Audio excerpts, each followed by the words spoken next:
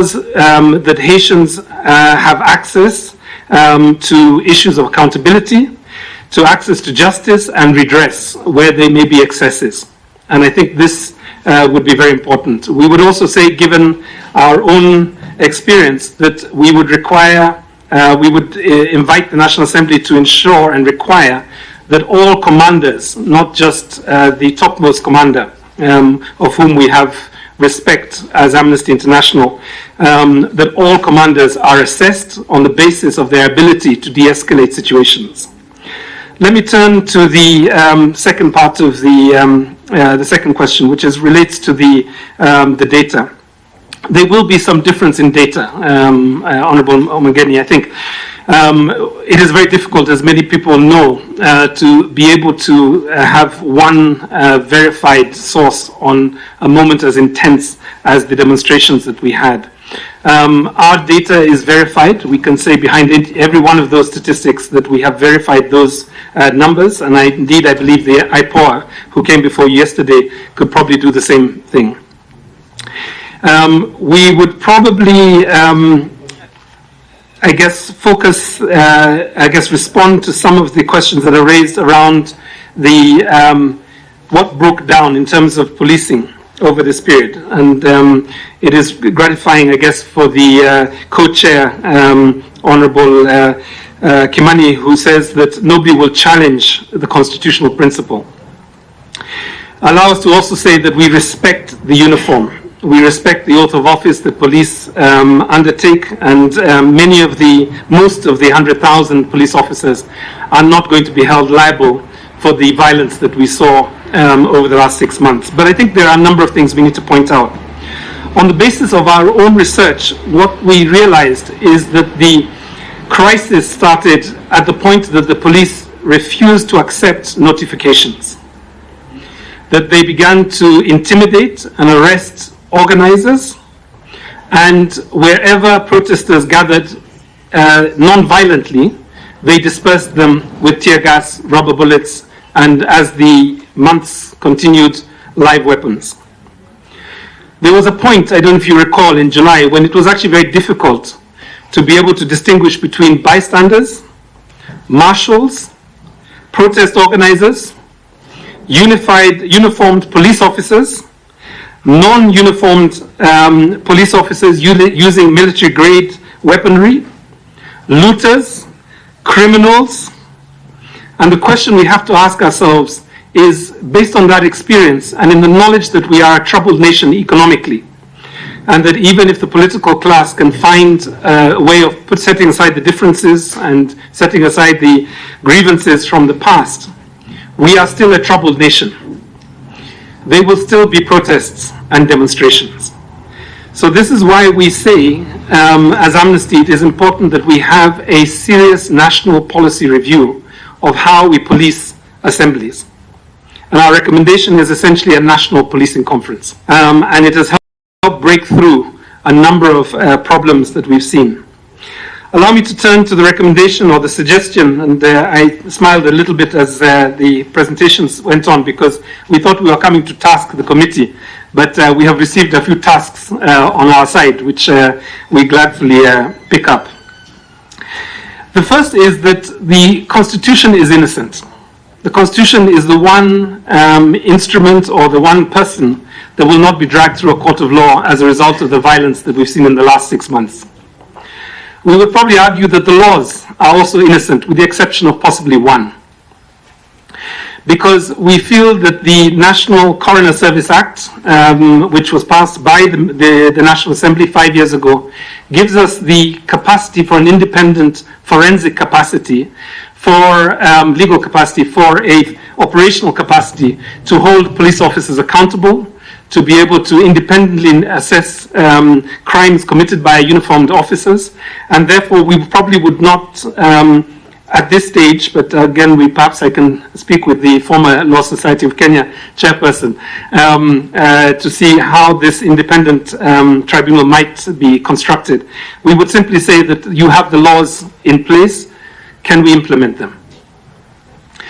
I think the second area really is to reflect a little bit on the Public Order Act. And I think this is the one area where Honorable Hassan will probably also agree with us, in addition to the other things that he has said this morning, which is we have an archaic Public Order Act. It is so far behind the Constitution that it is out of focus. We would call for its immediate repeal and replacement with clarity, clear legal provisions that do not offend or criminalize protesters, but keep protest lawful and non-violent. And I think, Honorable Kimani, let me just turn to your point, which I think is really important. You know, we spoke to a number of prosecutors and police officers, and many of them requested anonymity, which was a matter of concern for me, because in many ways what we are discussing are national issues. They should be matters that we can debate and take responsibility for our comments. But one of the things that, you know, we came away from those conversations was that there is a difference between protesters who destroy property, who assault others, who rape and sexually molest others during these moments of turmoil, and protesters. And the problem is that we are not able, and I say we, I think as an ecosystem, we're not able to distinguish between those categories that I read out earlier. The bystander, the marshal, the uniformed officer, the looter, the criminal, the protester, and the non-uniformed military officer that is not carrying any identification, but is carrying military-grade weapons. And I think what we have to do is we have to begin to distinguish that much more clearly. None of the policing that we saw during this period that we documented had the capacity to distinguish this. In fact, it was almost blurred to a point that we began to think it was deliberate. Because if notifications had been given to protesters from the political parties, if the protesters had been facilitated, given assurance, there had been clarity in terms of the routes of the demonstrations, and there had been recourse when criminals come to hijack those protests, I have a feeling that we would not have de-escalated or rather spiraled in the way that we did. And therefore, I think there is an opportunity going forward, now that our heads are clearer and the violence has hopefully is behind us, for us to be able to do this. Let me lastly turn, I think, to the point that's been raised in terms of civic education and private prosecution. 80% of Amnesty's work is civic education. We spend a lot of time in our schools with young people. We spend a lot of time with families that have experienced human rights violations. And to be honest, that is the best part of our work. It actually pains me to come before the nation with those statements, those press conferences, even to discuss like this, the ugliness that our country is capable of. So I would really look forward to the committee looking at this issue of civic education. For the record, we pushed very hard just before the last elections with the Jubilee administration. And the Jubilee administration, through a note verbal, banned funding by the donor community to the IEBC or to civic organizations to do civic election work. And we said that the most dangerous thing is an election where you have high levels of disinformation, misinformation, a lack of regulation of social media platforms, and algorithms that nobody understands how they work, except the people who pay for them. As we move into a season of artificial intelligence, I know I'm moving slightly far. I think we have to look at the quality of civic education that is available for our people. We are in the moment of a moral hysteria around LGBTIQ persons. Allow me to go there also.